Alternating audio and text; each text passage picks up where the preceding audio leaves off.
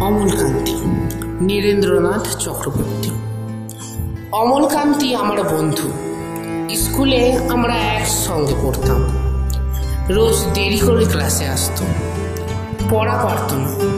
শব্দরূপ জিজ্ঞেস করলে এমন অবাক হয়ে জানলার দিকে তাকিয়ে থাকতো যে দেখে ভারী কষ্ট হতো আমাদের। আমরা কেউ মাস্টার হতে চেয়েছিলাম, কেউ ডাক্তার, কেউ উকিল। অমলকান্তি সেই সব কিচ্ছু হতে চায়নি। সে রোদ্দুর হতে চেয়েছিল। ক্ষান্ত বর্ষণ, কাক ডাকা বিকেলে সেই লাজুক রোদ্দুর, যা আমার জামরুলের পাতায় যা নাকি অল্প একটু হাসির মতো লেগে থাকে।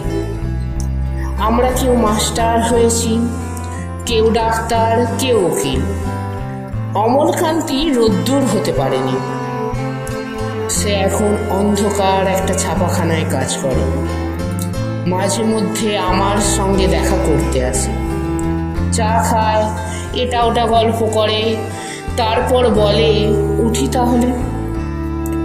আমি ওকে দরজা পর্যন্ত এগিয়ে দিয়ে আসি। আমাদের মধ্যে যে এখন মাস্টারি করে অনায়াসে ডাক্তার হতে পারত।